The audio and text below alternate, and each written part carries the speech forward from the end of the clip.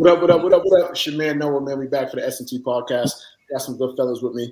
Coach Smooth down below, my brother AD, my guy AC up top. This is the Sit and Talk Podcast. This is the intersection of sports and culture. Make sure you're tapped into everything we got going on. Get with us on Facebook where the essence of this thing began. Tap in with us over our Clubhouse. Shout out to Smooth, best moderator on the app. Definitely tap in across all social media platforms at SNT Sports. It's sitandtalksports.com. Tell a friend and tell a friend. Check us out on YouTube, man. We got everything going up. Fellas, first and foremost, how y'all feeling? Good. Easy holiday today. I love it. I love it. I love it. On top of the holiday, we know what day it is. That's what. I'm on vacation. This ain't a holiday. I'm on vacation. I appreciate it. I appreciate it. First and foremost, man, shout out to my guy AC with the Malcolm X shirt on, man. We want to acknowledge El Haj Malik El Shabazz on his anniversary of his passing, man, on the anniversary of his assassination, man. We appreciate everything that absolutely has done for us. Most definitely, quick moment of silence for the good brother, Malcolm X.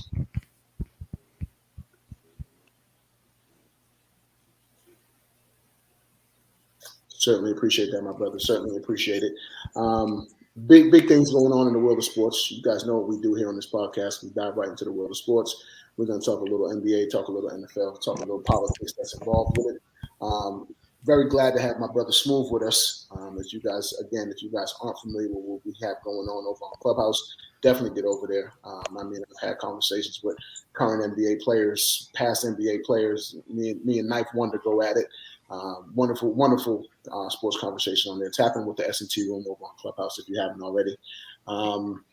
Man, fellas, I think the first thing we got to jump into is something that's pretty unprecedented, and I'm glad we got Coach Smooth with us because we watched Coach Howard over in Michigan get involved in a situation that I don't think any of us have really ever seen before. And currently, we have very little context. We're going to try not to speculate, but there's very little context as to what happened. But I want to unpack this. The penalty has come out. He is being suspended 5 games. I definitely feel like it could have been worse. You know what I'm saying? That for that kind of an action, and just poor decision making. To do that in front of those kids wasn't probably the right thing to do. But when it's us, meaning us, it's always a lot of variables that come into play that kind of push us over certain limits. So I'm interested to hear what you fellas have to say about it. AC, I'm gonna let you kind of get the party started, man. AC, what are your thoughts on the Juwan Howard situation over in Michigan? Obviously, he put his hands on the Wisconsin coach. Well, the first question that I asked was when was the last Final Four appearance? Because I think that has a big factor to it. I definitely don't think he should have been fired. I think that would be too much, but 5 games is not enough. I think that's kind of ridiculous. It's basically a slap on the wrist. He's in charge of young men. If we want to talk about when it's one of us, he's in charge of young black men. Some people go, "Oh, he shouldn't have touched him." Come on. They were having a discussion. The dude reaches his hand out. He had time to cool down. Like if he had smacked the first guy, when the first guy grabbed his arm, then he might have an excuse. But he was being held back. He reaches over everybody else and puts that little smack. That's just not appropriate for a leader of men. The penalty, he should have been done for the rest of the year. I just don't think it was enough. And then his explanation afterward definitely I felt was weak. He said that he had to protect himself. From what? Protect himself from what? I just didn't think it was a good explanation. I think if he had owned it and be like, "Hey man, I lost my cool." They called a timeout. I felt disrespected. I didn't like the actions of the other coach, blah, blah, blah. I would have had more sympathy for him. I think he made it worse with the explanation. Fair points. AD's been coached at very high levels of basketball. AD, have you ever experienced anything like that with a coach? I know you've had some pretty notable coaches in your career. Have you experienced anything like that with your coach maybe going over the top? Yeah. Not at that level. That's the highest level, the pinnacle of sports, of basketball, of college basketball. So not at that level, but AAU, I have got into a couple melees with everybody, coaches, people in the stands, including the players. My first thought about it was like Juwan Howard's bugging. But then as I start watching it, like he's wrong. Don't get me wrong, he's wrong. But once I start watching the clips, he got mad because dude called the timeouts and they were down 16. I understand that. Why did the head coach grab Juwan Howard like he was already a threat to him? You know what I mean? So that's what got him hot already. He already, the white coach put his hands on him, grabbed him. So then he settled down after that. And one of the assistant coaches ran up on the players and said something. Juwan Howard reached around two people to try to punch that dude, smack, grab, whatever you want to call it. So, is he wrong for that? Yeah, but we're never going to do an investigation on like what made him do that too as well, because when him and the head coach they were still arguing. They wasn't looking like they was going to fight anymore. But then that coach came over running, and he said something to the players, or he might have been saying something directed to Juwan Howard. That's what the clips look like. And Juwan did his little 1-2 thing. The GD came out of him. But the penalty was too soft, and this is why. Because that's his second offense this year. Yeah, that's his game. Right. For those who didn't see the Maryland game, AD, what happened in the Maryland game? Smooth, can you break down the Maryland game for me? Like exactly what happened? Yeah, he tried to yoke up the coach. It's what really say. But appreciate the layman terms, Coach Move. Yeah, I don't know if that's another way to say it. When you try to do it, but don't really do it, but the intention, what the yoke up is. Right. And he got suspended for that though. You know what I mean? He got suspended for that already. So that was huh? Do you feel if they were more intentional about the discipline for these behaviors that this could have been avoided yesterday? Yeah. Like say the Maryland game, he misses, 10 games. So let's say he's done for the season. Does that set a better precedent for coaches moving forward? Because I mean, not for nothing, 5 games. I might try to slap. I'm definitely doing that. I'm definitely doing that for 5 games. The severity of it is nothing. Like, I mean, the reason why they suspended them for 5 games because Michigan is not even going to get invited to the NIT. Once they lose in the conference tournament, which they will do probably first or the second day, season's over. Finito. Yeah. They can rally around them though. What if they rally around them? Then what? What you mean? When you say they, are you talking about the team? Or are you talking about his team? Yeah, Michigan. It's too late in the year. It's too late in the year. AC, have you seen them play? They fucking suck. It doesn't matter when you have a cause. When you're playing for coach, you say you like coach. That could help you. AC, they done like regular weeds, fam.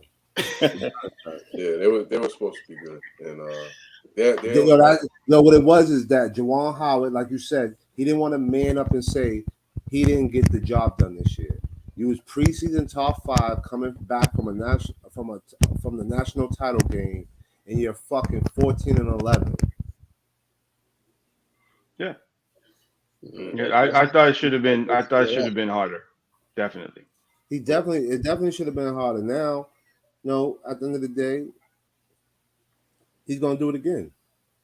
Right. I mean, for 5 games, that's a get out of jail free card. We're talking about a man. We're talking about a man who had a 20-something year NBA career, also coached in the NBA. You really think he cares about any money that Michigan is throwing to him?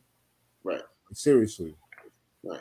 I mean, we would like to think, because it's already difficult for brothers to kind of land these positions, we would like to think that he was being sensitive to that matter and knowing that he's setting a bad precedent for brothers behind him. And that's always something we as black men have to be cognizant about, because it's not just about us. It's not just, okay, I'm Juwan Howard. I had a 20-year career. I've made millions and millions of dollars. There's young brothers who probably don't have that kind of basketball capital when they go into these interviews for these positions. And they might even be qualified. But you know how we're treated. We're going to be treated based on the brothers that they know.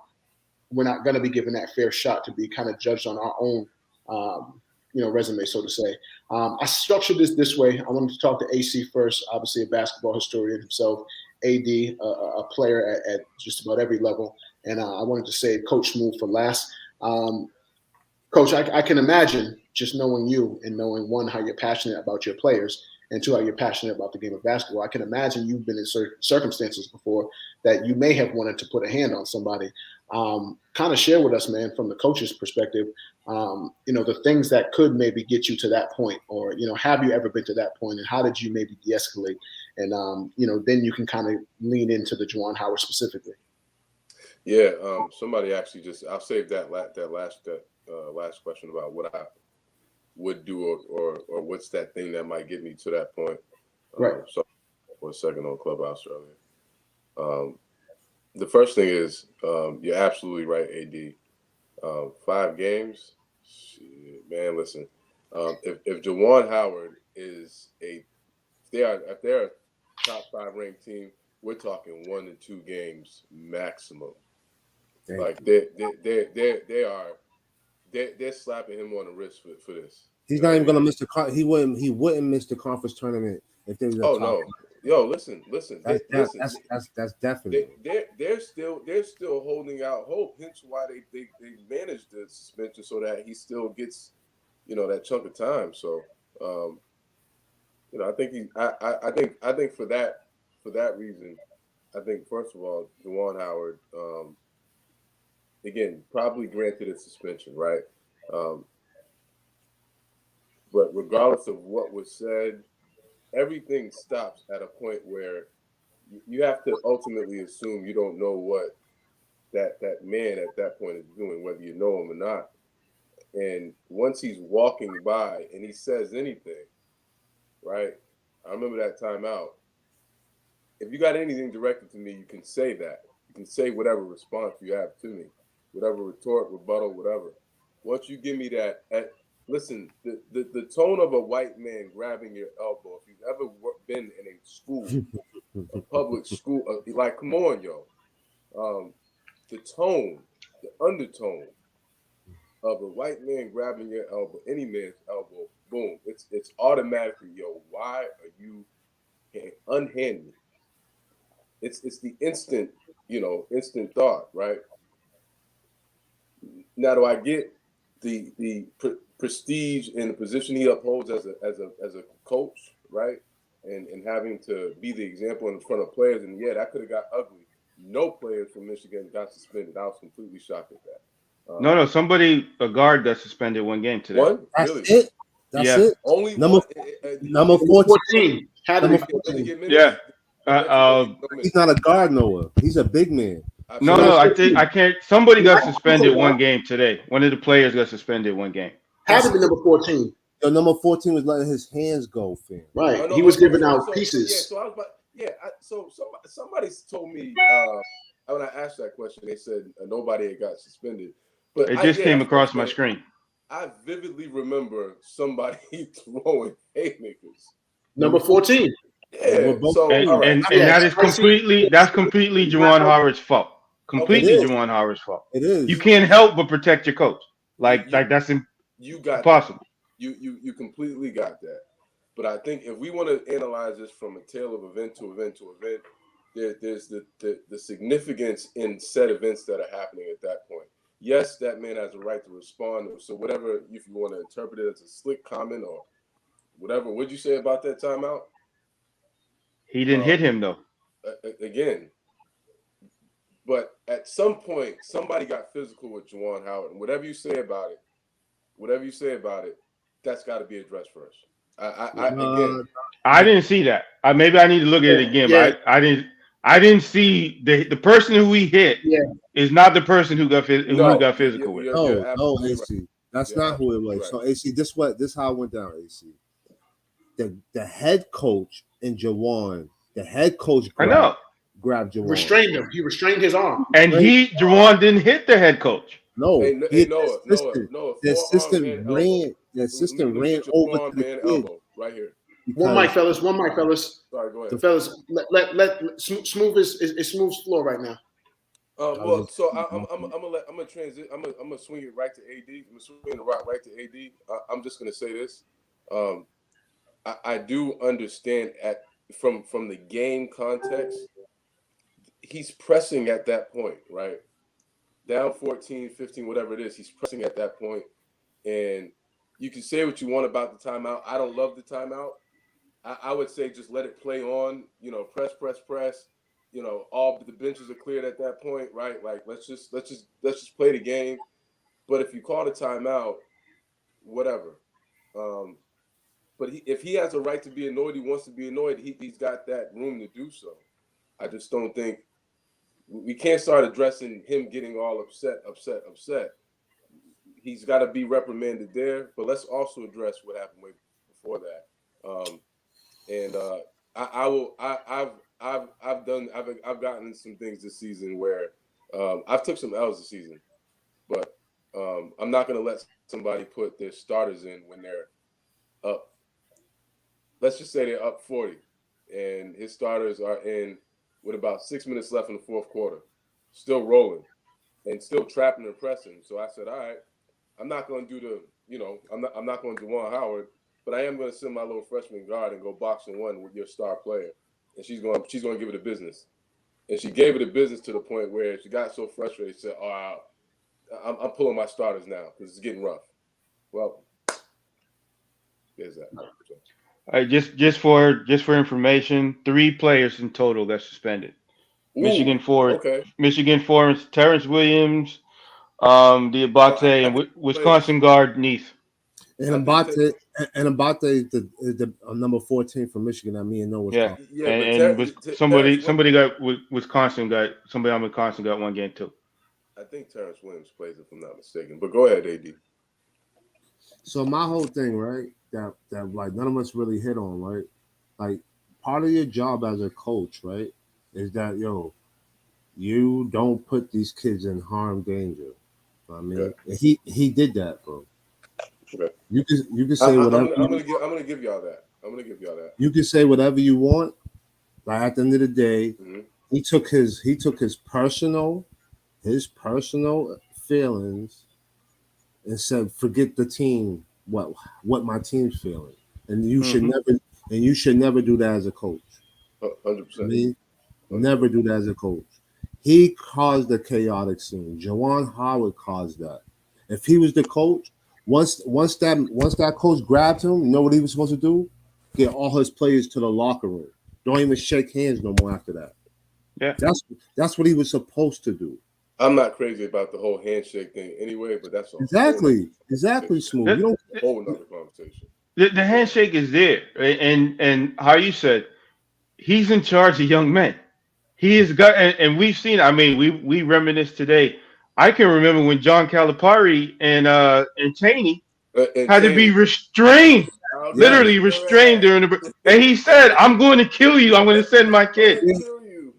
Even that man hated Calipari so much. How can he keep himself together and Juwan Howard couldn't over a timeout? Like, I don't think there's any excuse. I can't see. Because then it seems it's so much more than a timeout. Because the dude said, right, here's what Knife was just on there, Noah, and he says that the inner workings have told him that he said, he basically gave him the SMD. The coach gave him the SMD, and he was doing the hip thrust, DX type joint.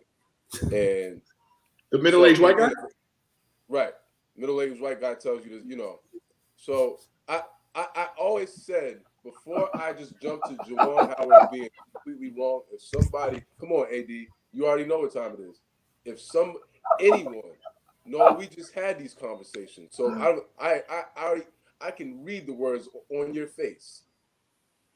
So come on, let's understand, why would a distinguished, say what you want about Juwan Howard, he's got to be at least distinguished. Why would he just, lo and behold, be ready to go, Cabrini Green, Chi-Town on He's already done it. So he's not so as distinguished as you say. I got you. But Thank you. I got you. But this one felt different for me.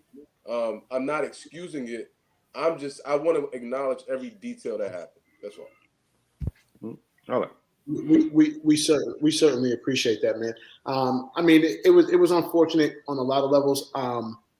I've historically been known to be a bit of a hothead. You know, certain things, I've got certain buttons and certain triggers, and obviously we as black men, we know some of the words and some of the circumstances that can kind of get us completely out of character. And you know, that's just I'm pretty resolved normally, but you know, there's certain things that I'm just not trying to hear. You know, there's certain things that you know a white coach just can't say to me and get away with it. There's certain things, certain actions you just can't. You know what I'm saying? Like, and I'm not one of those conspiracy theorists that has to run to that word or run to that circumstance every single time.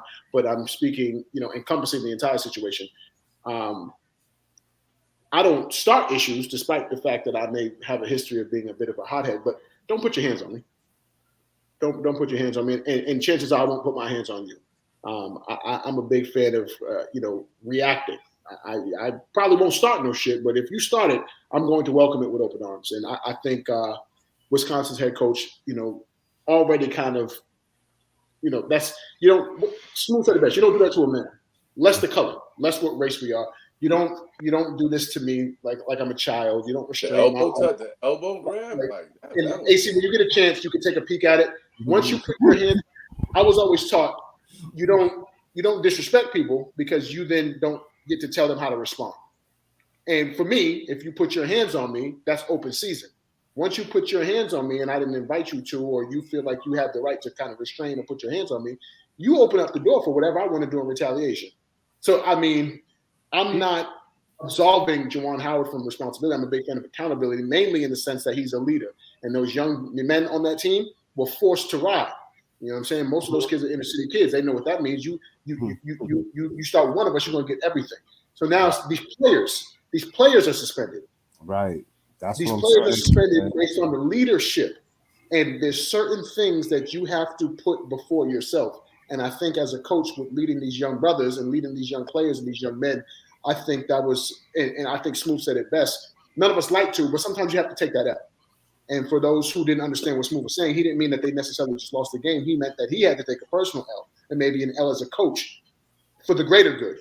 The greater good meaning, you know, not putting his hands on somebody or not Juwan Howard in the situation. I mean, it was unfortunate for them students, but I'm not going to sit here and try to act holier than thou when I've slapped people for a lot less than, you know, whatever may have transpired yesterday. That's my, if I can just close real quick on this, that's my point. Absolutely. Like I think it's pretty clear in terms of my reactions. I'm probably more prone to violence than most of the people walking the earth. You all know I get mad at words, and I'm a big proponent of if you run your mouth, you should be able to be smacked in the face. I think my record on that is run your mouth, clear. You should be able to get punched. Right, it is very clear. But at the same time, as we talked about it today, we're all older, we're all grown, different levels of responsibility. He is in charge of teenagers. And if the coach had come at him, you know, on some aggressive shit, but what I saw in the explanation, and again, he is a white man. He said that he just reached out and was trying to explain his reasoning behind the timeout. Again, I'm not on his side, but we can't say that Juwan Howard's reaction to what it was when I am pro-violence, I can't stress that enough, was appropriate for his position. I just think it just was.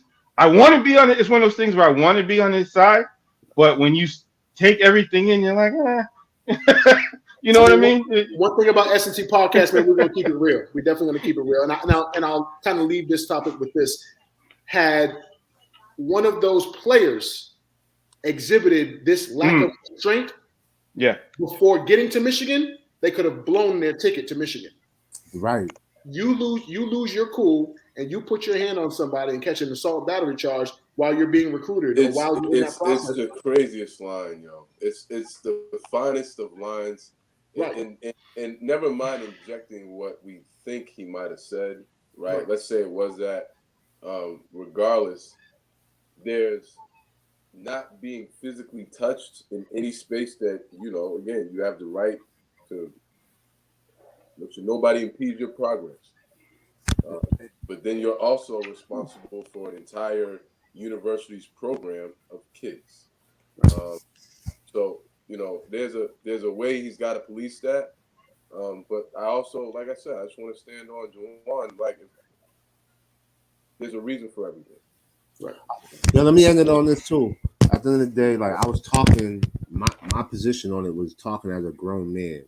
Now, as a player, I'll still play for Juwan Howard any day. Oh yeah. Any What? day. Of course. You know what I mean? And to be honest with you, I probably would have been one of those dudes swinging. That's just the facts of life. Absolutely.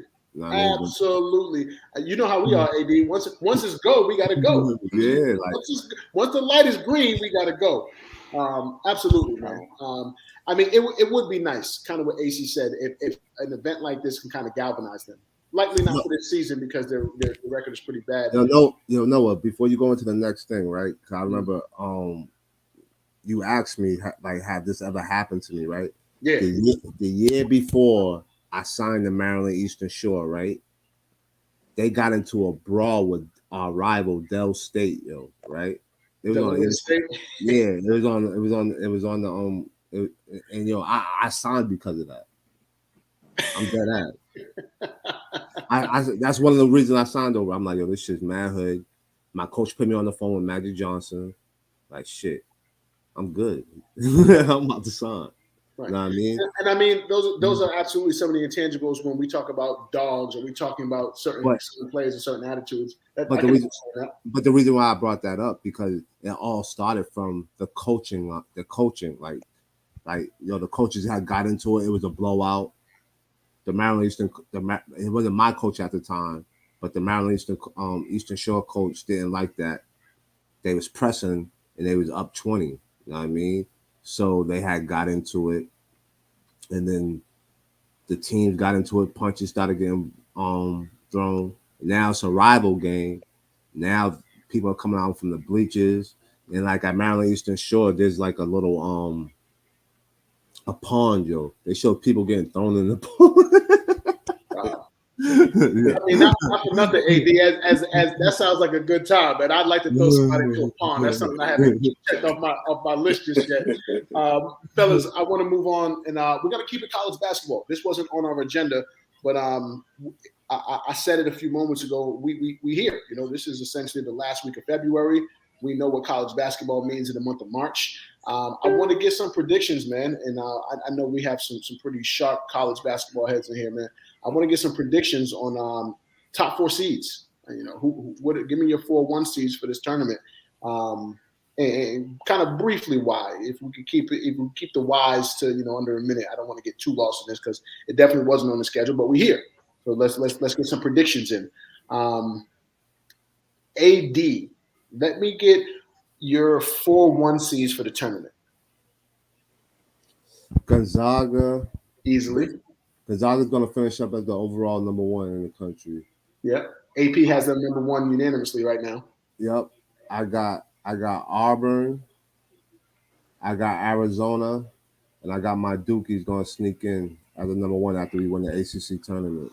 Ooh, okay. No Kansas number 1, huh? Fuck them. No, Kansas. Let's mix it up. Coach Smooth, talk to me, man. Big college basketball guy, man. Give me your top 1 seed predictions. He's about right. I do think though, one of the teams that's not getting mentioned enough. And again, just beware, man. UConn. Oh my God! This is completely and utterly unbiased. But they're reeling off big conference wins, and they took a small spill in the middle of the conference season, but they didn't got back on. I think they measure up to one of the 1 seeds, but they're one of the non-1 seeds that nobody's really talking about. They're still playing well. I will say this. I think Houston's legit. I think Houston. I'd be surprised if UConn is a 2 seed. You got them in a 1 seed? No. UConn's not even UConn's on it's like a 4 seed. There's nothing. probably a 4 seed at best. Yeah, they're like a 4 seed. Okay, so Smooth. I need your 1 seeds, brother. Please, Yeah, thank you. stop with that UConn shit. Again, I want to keep it non-obvious, but give me Purdue. There's mine. There's mine. Yeah. Give me Purdue all day. Purdue's top to bottom legit. Give me the Zags. Of course. I don't love Auburn. I'm gonna be honest with you. I don't love Auburn. I like who they got. I think the little guard is okay, but he sucks. Guards, but no, again, okay. But here's the thing. Don't let this. My thing is, don't let them run. I think Alabama can beat them again.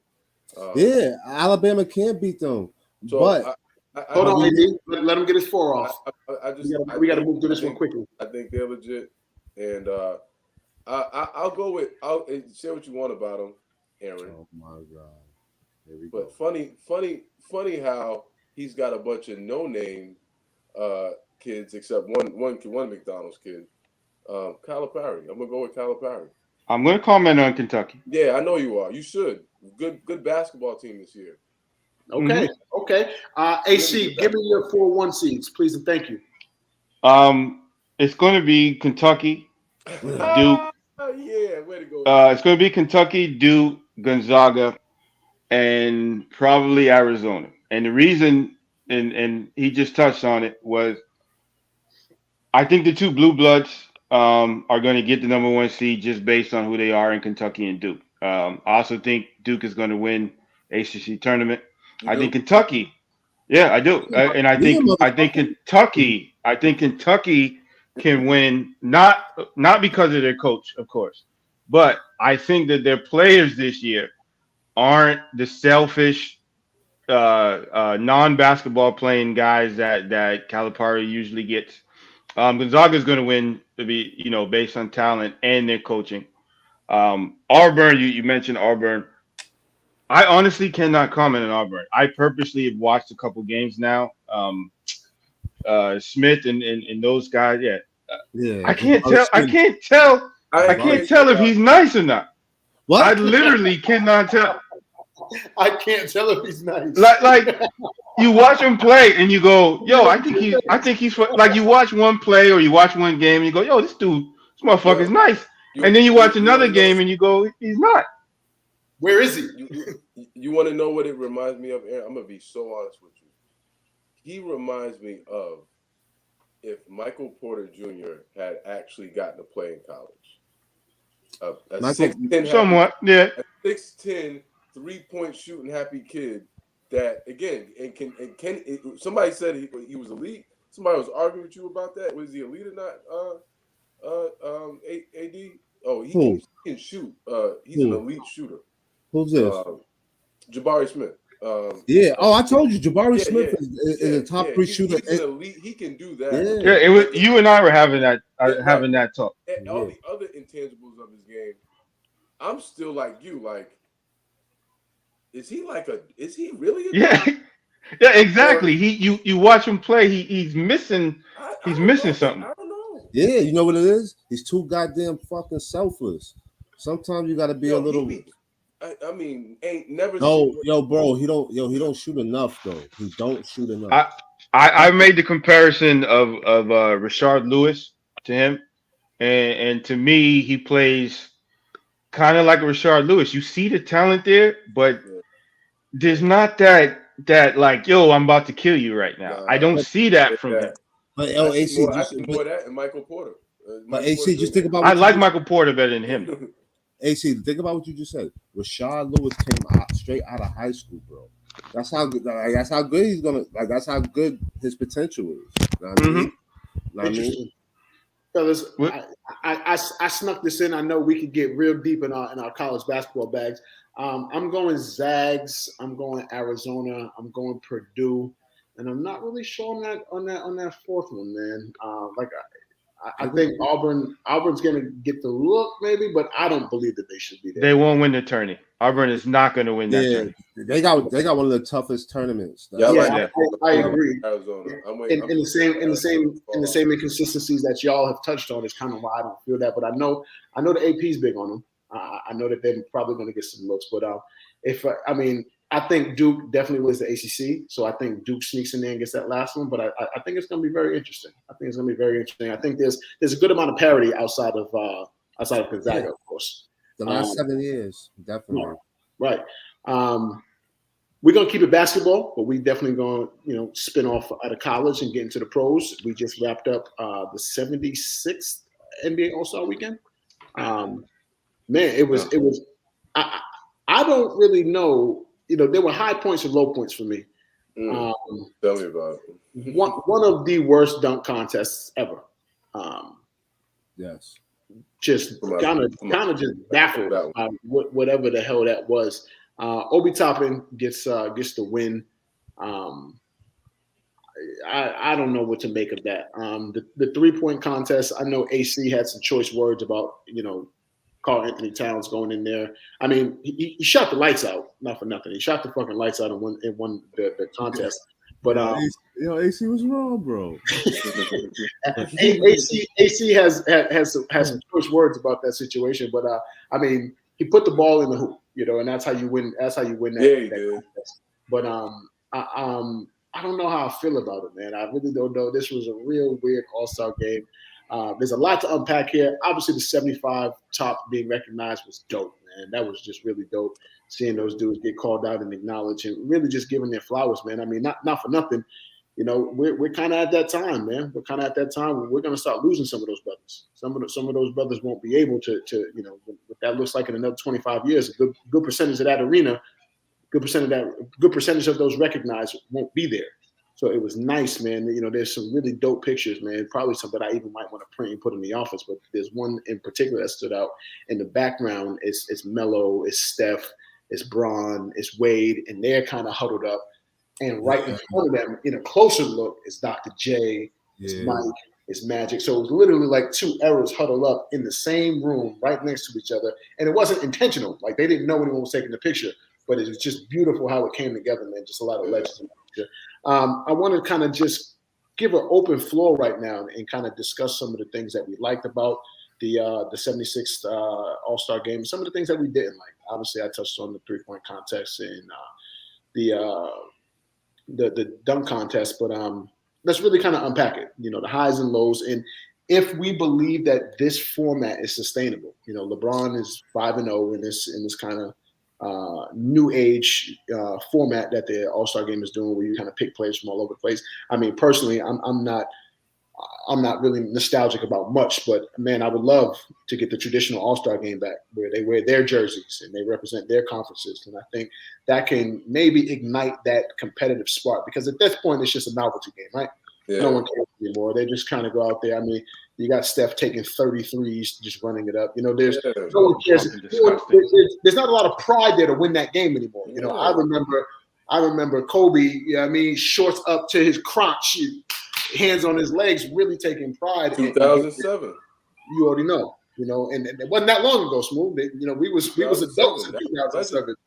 So I would love for that, competitive nature to get back. And the last point, and I know I gave y'all a lot. What kind of incentive can the league put in place to make that game more competitive? Is it just money? Because these dudes probably aren't motivated by money unless you're talking a lot of it. Maybe is there something they can do, like a baseball series where whoever wins that gets the home court advantage in the finals? You know what I mean? Obviously, it becomes a little more difficult. Obviously, it's not that. But what do you think? What kind of incentive? What kind of initiative can be put in place to make that game more competitive than bring it back to what it was? We're gonna go Smooth first. We'll go AC, then we'll go AD. Let's unpack this All-Star game, fellas. I'll let y'all touch on most of the other ones. Just a couple of quick points of note. I do like the new format of the Rising Stars. I like that was beautiful. That was the highlight. I do like the tournament play. I like to get the bunch of guys, and even in some cases, put some of those guys that are on the same team, right?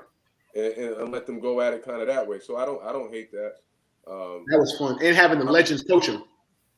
That too, right? Yeah. I was also thinking maybe get the actual veteran players current players to maybe coach, but that's entering a whole nother realm, right? But I do like that. I was almost wondering, like, well, damn, maybe that's the way to get the All-Star game really rolling. But I don't really like the whole pick team shit anyway. So I'm a little old school in that regard with the East and West. Let's go back to that. But in terms of just the actual just weekend, yeah, man, it's about that time. Let's close this thing out with the 3-point contest. Let's just do.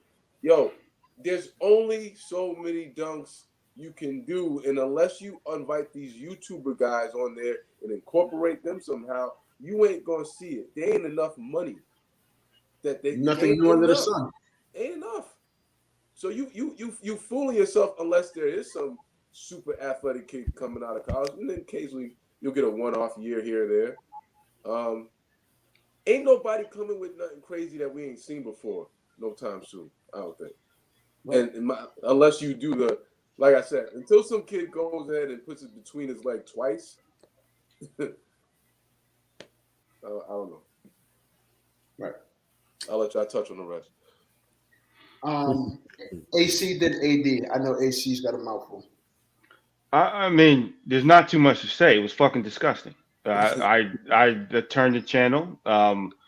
All the way from the announcers, Reggie Miller and Dwayne Wade fucking cooning it up. It was embarrassing. Like, it was cringeworthy. It was absolutely cringeworthy.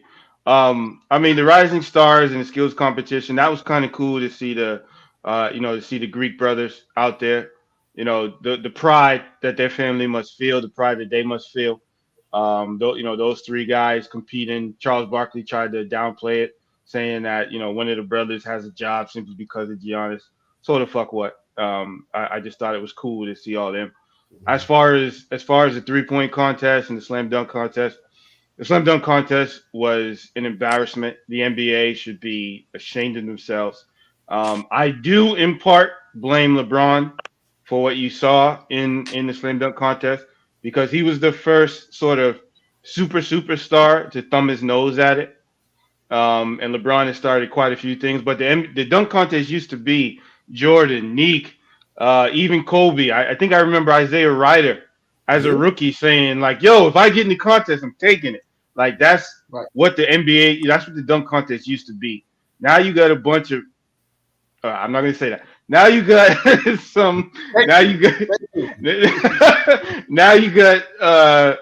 some players that nobody really cares about doing dunks that you got guys in the dunk contest who couldn't dunk. That's just an absolute disgrace. The 3-point contest, like I said, you've got a center who's making $200 million a year, can't post up, but he can shoot a set shot.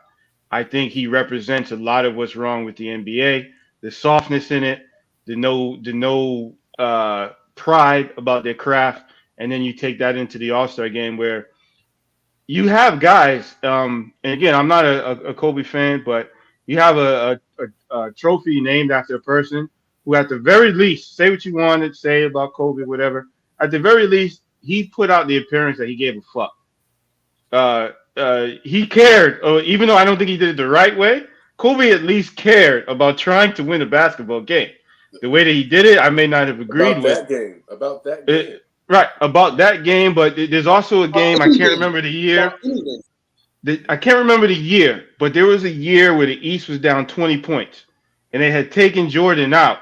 You're talking about the year that AI and Marbury went crazy in the fourth quarter. Yeah. No, they put Jordan back in. Jordan came. You could see him talking on the sideline. He's like, "Yo, we're getting blown out. What the fuck is this?" And he went back in to win. Remember that? No, you're talking about earlier this week when they was playing the playback. And I think that was the All-Star game. That was the All-Star game. I know it was the All-Star game, but they was playing it back on NBA TV, like all the old All-Star games.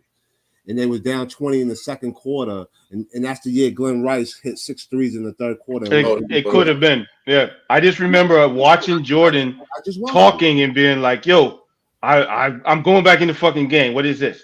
Yeah. What you saw today, you have guys, and they had the 75th anniversary team out there. So you had guys like Kobe, you had guys like Mikey, you had guys like AI, who earned their All-Star MVPs and who earned these All-Star records, these guys were taking open shot. There was zero defense. There was zero anything until the final few minutes. And to me, that's just not fair. It's not right.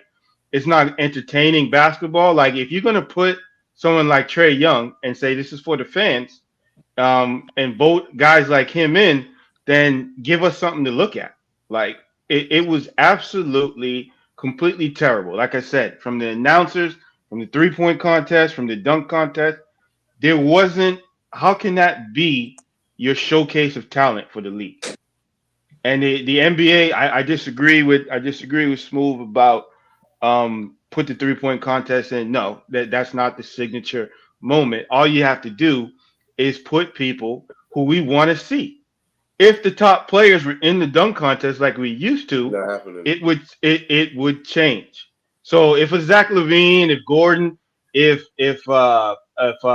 Jaylen Brown, just people who were considered top players were in the dunk contest and not scrubs, then it would be something. Or and to me, that's the biggest problem. Even just top dunkers, AC. Having exactly recognized for dunking, like Jaylen Brown. They could not dunk. Right. You know, they can't. How can you not dunk and be in the dunk contest? They couldn't dunk. I'm gonna be honest with you. Like, I'm from Brooklyn, New York. Anytime I see a pair of Butters, I get excited. This dude has a pair of Timbs out and is like doing dances. I'm like, this. It was an embarrassment. He missed. If he had made it, maybe it was something. He missed. Nah, like that. I don't know. I don't that. Again, the whole thing was a disgrace. We come from a very privileged place in terms of the All-Star games that we've witnessed growing up. You know what I mean? So to see it decline to this point, and I think Smooth has a point when he says, what else can we see? You know, at this point, what else can we see in terms of dunks? There's nothing new under the sun. You know, we've been watching dunk contests. I'm probably the youngest out of all four of us. We've been watching dunk contests, almost 30 years. Mm-hmm. How many dunks can possibly be invented that we haven't seen yet? You know, I disagree. If Ja Morant is in that contest last night and he makes some of the same dunks, the crowd is going crazy. Mm-hmm. The crowd is going crazy off the star power alone. Right. Off the if Ja Morant is in that dunk contest and he does the dunks that Obi Toppin did, you heard the awful announcers go, "Wow, it's so quiet in here." That's because nobody gave a fuck. Like, who cares about Cole dunking? Nobody cares. Nobody. Who cares about Obi Toppin dunking? Nobody cares.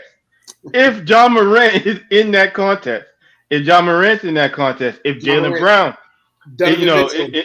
exactly. If Jaylen Brown's in that contest, if the young kid in Houston, not him. Jaylen. No. He was in it. That little idiot was in it. How about he was there? No. The other kid. I just forgot his name. Who, Porter? Not Houston. Minnesota. Anthony. Edwards. Yeah. Anthony Ant-Man. Yeah. If he was in the contest, we care.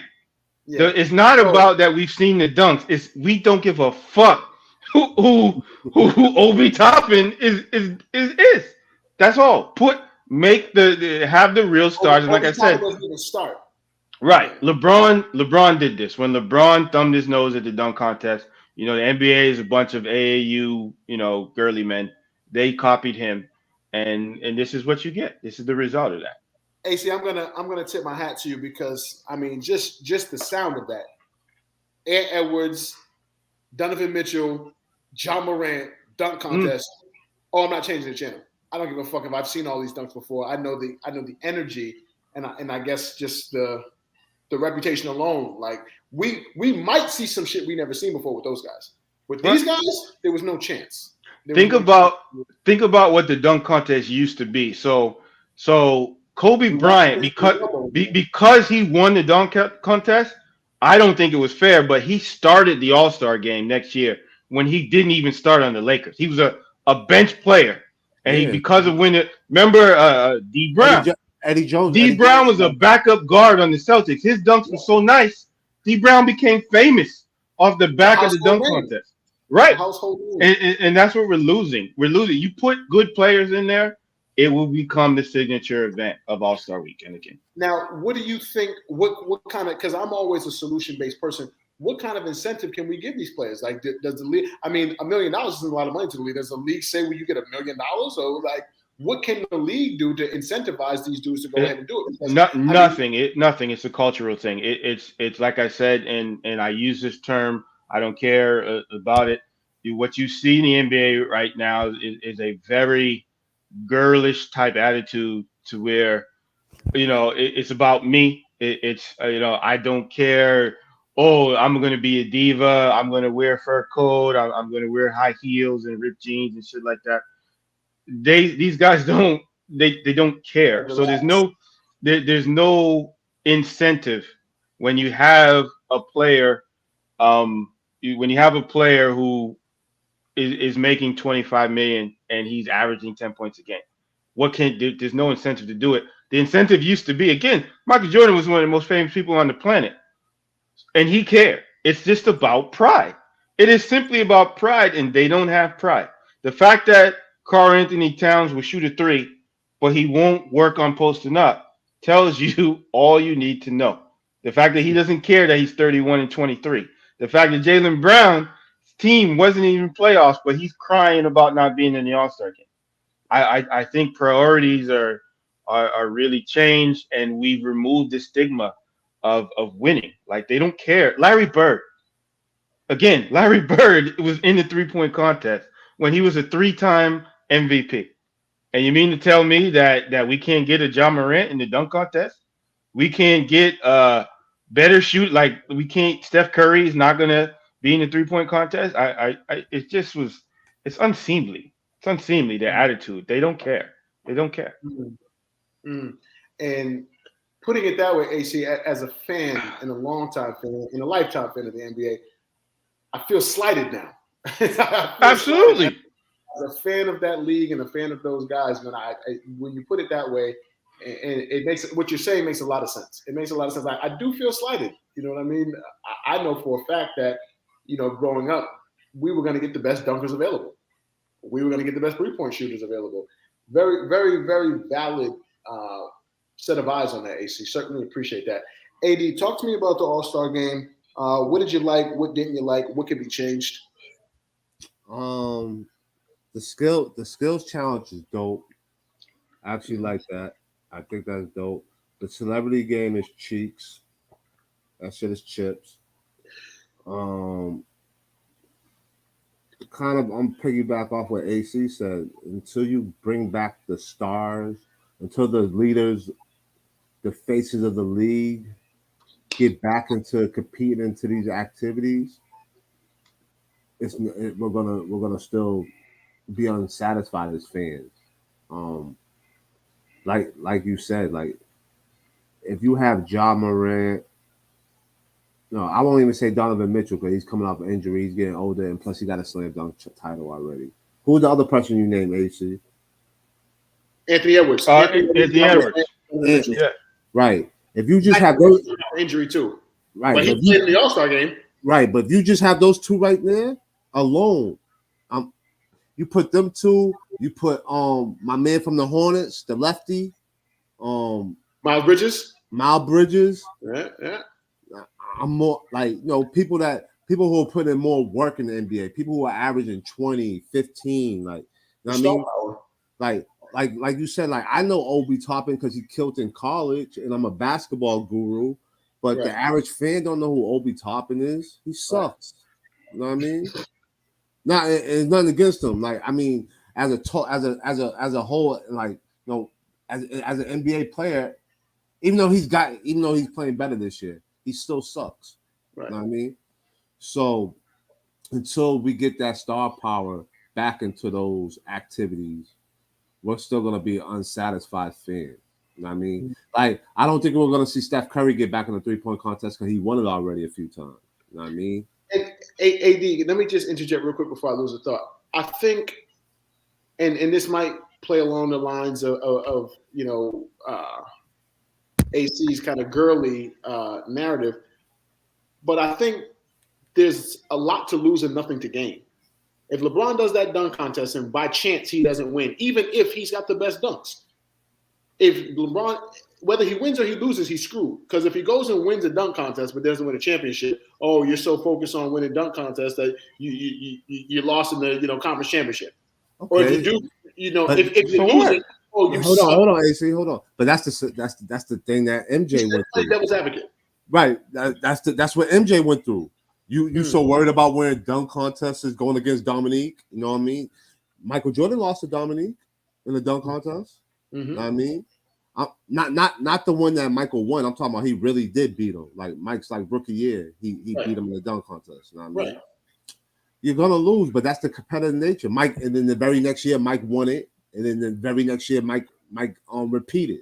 You know what I mean? Like, but it looks totally different now, AD. It looks totally different now where Michael Jordan himself can tell you that the media pressure that he felt in 93 forced him out the game, and there was no social media. Right.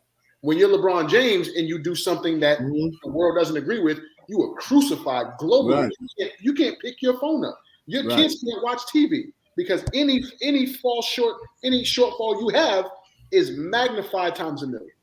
So, and the same for Steph.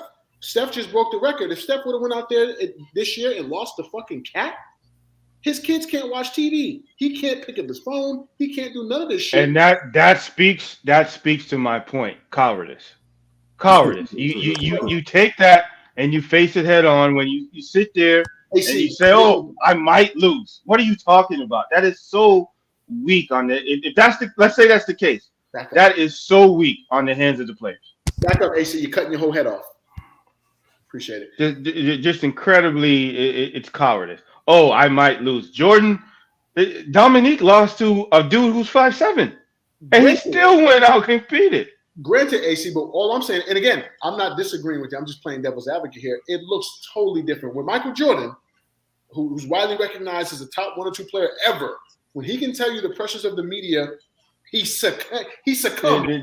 No, I skipped that part because that'll take up the whole rest of this show. He didn't know he didn't succumb to no fucking pressures of the media when he said it himself. I know. Oh, please. He was suspended. Get out of here. He succumbed to the pressures of the media, the most famous motherfucker, or one of the most famous people on the face of the planet. Oh, I can't take it, the media. Get the fuck out of here with that. You crazy? Shout out, AC. My fault, AD, to cut you off. Make your points, please. Another thing I love the top 75. Yeah, that was beautiful. I thought that was dope. But what I didn't like was certain players not being there. You know what I mean? Like I ain't gonna lie, like Russell Westbrook not being there, I felt some type of way, yo. You know what I mean? Because if he was an all-star, he would have been there. You know what I mean? The only reason why you didn't go because you by default. Because you're not an all-star. Like, bro, by the next time the 100th all-star game, you're gonna be like 50, 60 years old. You know what I mean? You're supposed to embrace all these legends that you just got named with. Right. And stop especially when yours is one of the more questionable names to be there. Exactly. You score. And like, dog, that's my guy, but he's scoring, yo. He's scoring. AD, I'm okay with him missing it if he was somewhere getting jump shots up. If he was somewhere on his game, you can miss whatever you want, Russ, because you got to work on that fucking game. Yo, dog, I can't miss not being able to talk to the Bill Russells and the Kareem Abdul-Jabbars. Like that point alone, hearing those stories, that's a perfect point. Yeah, like you're bugging, Westbrook. You're bugging. Like all the older guys who have health issues who wasn't there, I respect it. I get it. But Westbrook, you're playing. The only reason why you wasn't there because you wasn't an all-star, Westbrook. Point blank, period. And I don't respect it. Right. You know what I mean? Other people are too big of an honor to skip out on. Dog, that is like, yo, the pinnacle of basketball, bro. You are named a top 75 player ever. Like, what? You get to talk to all your peers and all the came before you. Yeah. The reason why your overpaid ass is getting $50 million a year, you motherfucker. Unless he didn't go because he, deep down in his heart, or not even so deep, he knows he shouldn't be on that list. Nah, maybe he was respecting the list No, Maybe he was respecting the list because he shouldn't have been there. I would respect him for that. If he's like, "Hey, I'm not really supposed to be there. I shouldn't be in the picture." What respect that. What we should have touched on, right? I ain't feeling that Kawhi Leonard shit, yo. He shouldn't be there either. No. But we can't get into that because we'll be on that all night. Hey, please take control before I even comment on that shit. Hold on. I'm ahead of my schedule. I like to keep it. I'm not going to no, there's no way. I'm not going to comment it. We cannot. We cannot stay the time. No. As soon as he went like this, yo, I was just like, oh. God. No. Yeah, no. Don't even. We can't. We cannot. Okay. I'm just saying, if there's a window, I like to keep. No window. No window. Yeah, I know. Smooth love Kawhi. Sure, fellas. Respect. I can do 20 minutes. I can do 20 minutes on Dame Lillard right the fuck now. So just go to the next section, please. Please. Like I don't even want to. I know you got a full hour for Kawhi. My goodness. Smooth dog. Yo, your man has missed 53% of his games in his career, cuz. And you want him to be in the top 75 player of all time? The one thing. Wait. AD, he's missed more than half of his games? Yeah, 53%, bro. Listen. The one thing. And counting. No, that's impossible. AD, this is the 11th season. He only missed 2 years. How He didn't miss 2 years. He missed way more than that. He missed way more than 2 years. Way more than 2 years. What are you talking about? Yeah, he's been in the league for 11 years. He hasn't missed 6 years worth of basketball. He's taking chunks. See, this is what I'm talking about. We're already on it. He's taking chunks, literally chunks of seasons off. Chunks of seasons. Like this motherfucker will play on Tuesday and then come back in February. He's worse than Robert Williams. Worse than Robert Williams is his track record. Yo, AC. Nah. February's next year. No, what's wrong? Nah. This what it is. Yo, this what it is. AC, come back. No. This what it is. It's 53%. No, I don't want to be a part of this. I don't want. It's fucking terrible. Terrible. I didn't mean to bait you. I baited you. My fault. No, I'm about to be in tears. My fucking forearms are shaking. I don't want to talk about this. I don't even want to acknowledge it. Right. Yo, just hold on. Listen to this stat though. Right. I'm gonna correct my stat. In the last 5 years, Kawhi Leonard has missed 52% of his games. Okay, cool. That's a fact. There's no debate for me. And he only plays in the league 11, cuz. Yeah. Damn. Yeah. What's up with your claw, G? You didn't charge it? You didn't plug the charger? Listen. You know why I'm not tripping? You know why I'm not even gonna budge at what Aaron's spewing over there, what AD spewing. None of y'all are spewing. Because you want to know what you have to do. And you have to recognize for the rest of our lives. On February 20th, 2022. That those two men, Russell Westbrook and Kawhi Leonard, were named the top 75 players in NBA history. A travesty. Undisputed. Like there's no other word for it. It's a fucking travesty. A day in your life ever dispute that. And I love Yes, you can, because they won't be on the 100th best team. They will be pushed off like they should be. They will be pushed off. There with their feet kicked up. Nope. Luka alone pushes Westbrook off. Other people, by then, cooler heads will prevail. The dumbass people, some of the new age Bleacher Report reporters who probably voted Westbrook in will be dead, and the rest of the good reporters will vote him off. The NBA stuff. Yo, my man AC's arms are shaking. We're not gonna do that too. Go on to this shit is terrible. Puts in their mouth. Fuck Westbrook being on the list. Oh my god. They kept the 50. Yo, my So man now AC they have is to not keep feeling the it. 75. Smooth, do me a favor, brother. Lean back, man. You're cutting your head off. Fellas, I want to talk about, I know we touched on this in the green room. I want to talk about a particular instance. You know, we're on the 75 list. We ain't going to dig into the players. Look at AC body language. Arms all folded. You got my man all upset. What's wrong with y'all? I'm thinking. I'm just Also, literally thinking. Now this terrible. motherfucker is on the same list as Larry Bird and Michael Jordan. Are you fucking kidding me? It's just terrible. It's terrible. Yo, It is absolutely terrible. AC, you gotta stop thinking like that. You gotta you gotta remember the tiers. Oh God. There's tiers of the list, and they're not on they're not in those two guys' tiers. Those Right. two guys, those are the two top tiers. All right, so check this, fellas. We all saw it. Ray Allen is acknowledged as the top 75 player. He comes out and kind of conveniently, who's there? KG, Paul Pierce, and LeBron James. Zero acknowledgement from KG and Paul Pierce. Lots of acknowledgement from, of course, LeBron. How are we feeling about that, fellas? Is that I know we touched on it in the green room. I like the energy of where the conversation was going. I said let's save it for when we go live.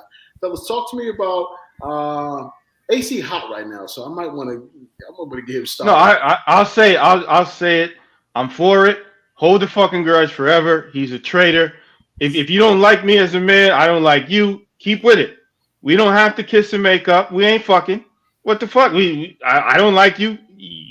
I felt that you disrespected us by going to our biggest rivals at the time. So fuck you.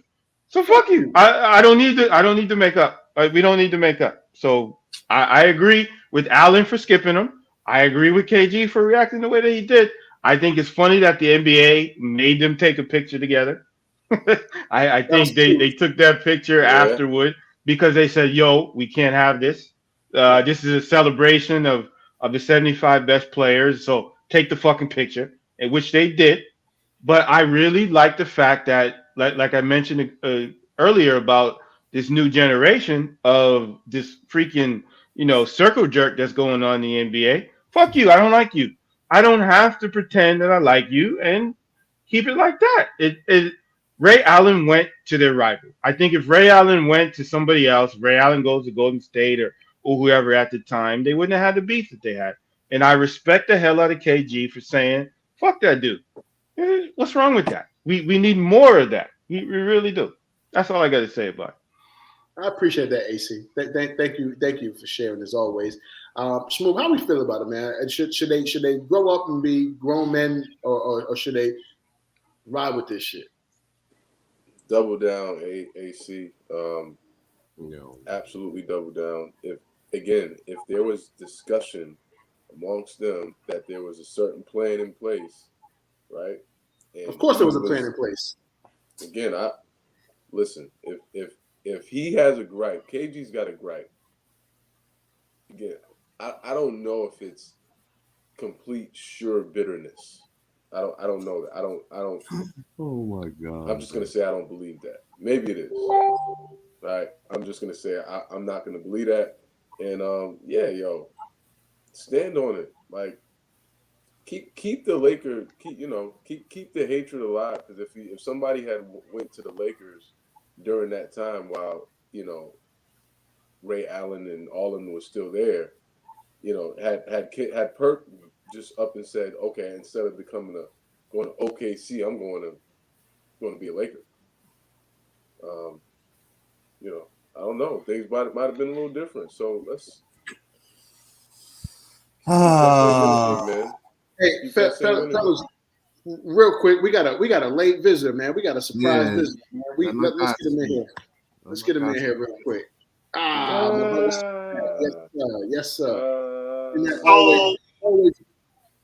Kawhi has no business being. Thank you. Yeah. Don't bring that. Don't. We're on KG. We're on KG. You can't. Undisputed top 7. Hey, I got time, cuz. All right. I got time to wait, cuz. So here's the thing, right? If you're gonna let Kawhi Leonard in, you got to let Bernard King in. Real quick. Kawhi Leonard has only had 3 good seasons. All right, that's my instant point. What's up, y'all? How y'all doing? Thanks for letting me in. Everybody, no introduction needed to the show. This is C-Mac, one of the most polished head coaches in this part of town. We appreciate you always making time with us, man. Even if you're late, you're always welcomed on here, man. We appreciate you making time. Appreciate it, man. This is the highlight of my day. Yeah, we touched on a lot of things today, C-Mac. We could have used you for a few other ones, man, but we're glad you're here nonetheless. Nah, hit the hour mark, man. Let's keep running. Let's go. AT, you got, not that you needed it, but you got some backup down here with the Kawhi thing, man. You sure you don't want to talk to it a little bit? I don't want to talk about it. It's disgusting. It's disgusting. It's just the fact that you cannot play. You cannot play. What's disgusting? And ruin several franchises. Disgusting. Noah, can you acknowledge what he's referring to? That's actually disgusting. He's saying it's disgusting that a person like Kawhi Leonard, who has more bad years than good years, and who has played a very average percentage of games that he could have played.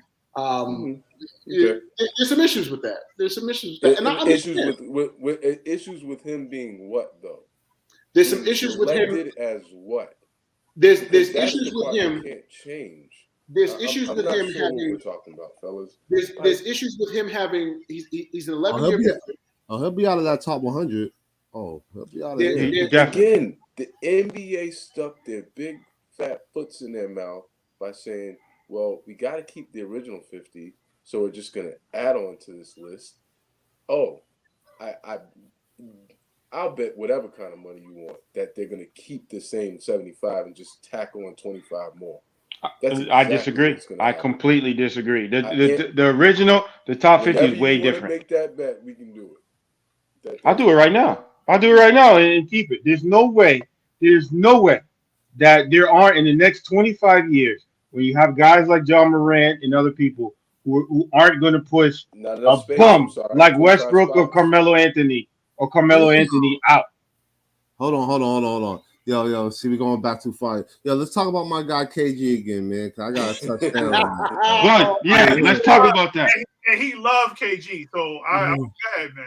Yo, hey, C-Mac, right when you came in, man, we were touching on the top 75 presentation at the All-Star game, which we thought was one of the highlights, if not the highlight of the weekend.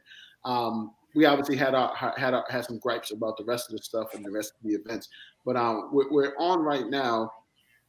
Was Ray Allen wrong, or was KG and Paul Pierce wrong for not acknowledging each other when he was recognized? Obviously, they took the little press picture at the end of it, but were they wrong? Was anyone wrong? Do they need to grow up and just let bygones be bygones, or do they need to hold on to this? We got two guys saying double down on the fuck you, Ray, and fuck you, Paul and KG. Where do you stand?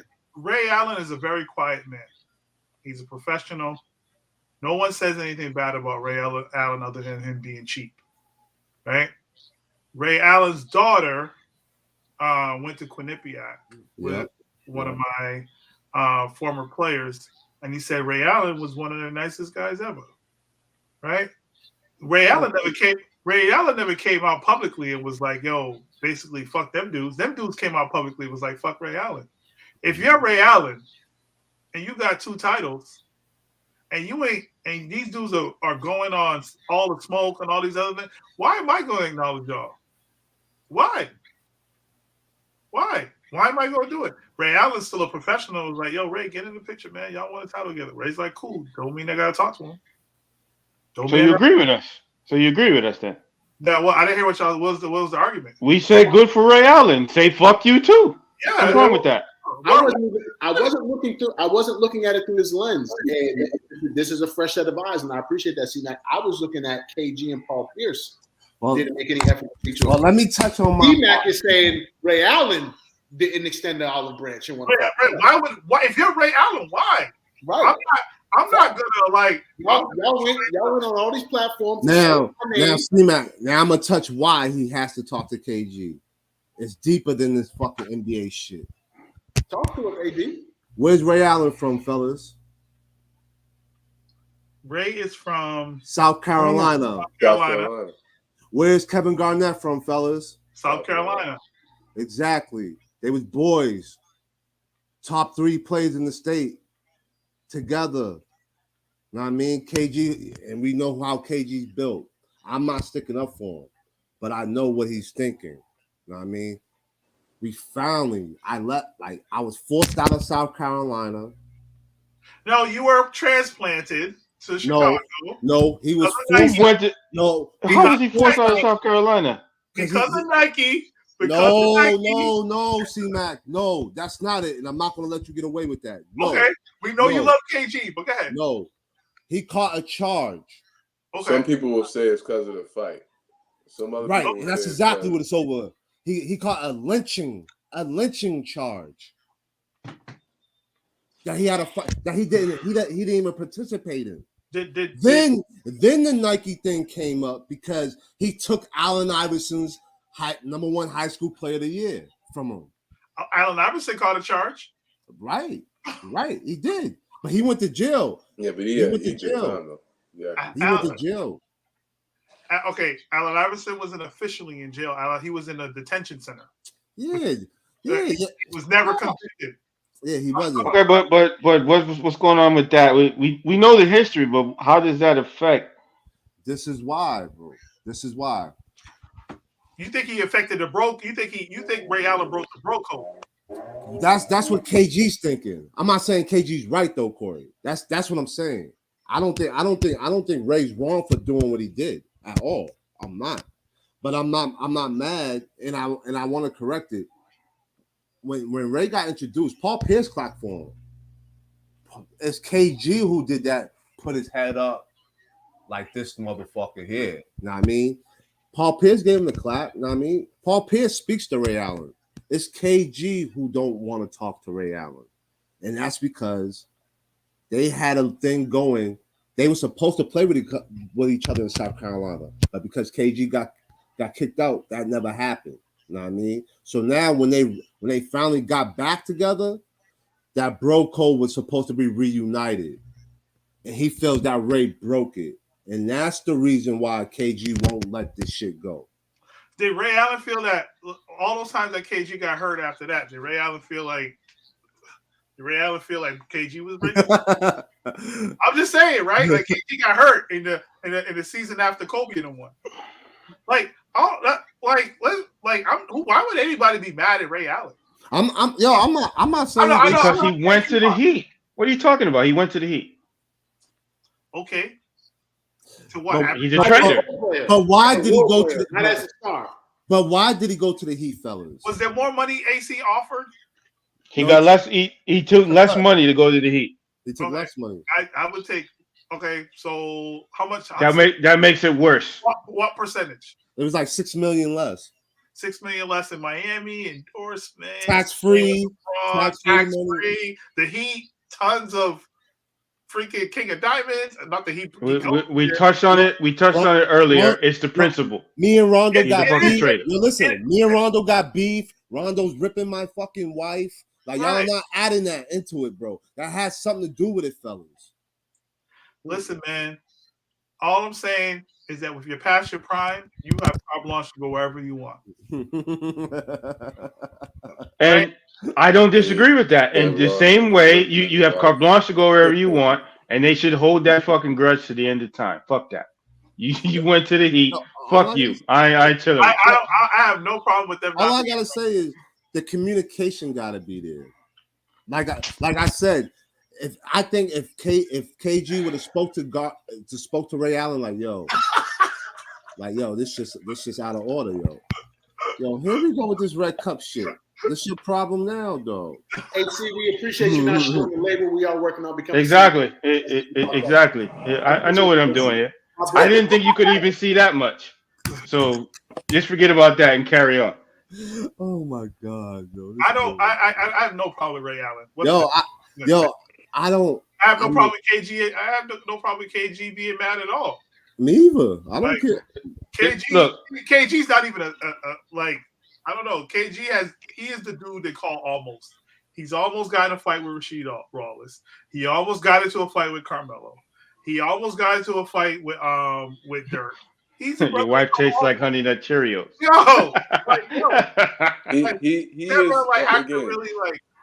The only punch that KG swung unconnected on is after Vince Carter jumped over the dude and dunked on him. And he punched him in his chest. When he punched him. No, but seriously, what are we really talking about? Because I've already said it.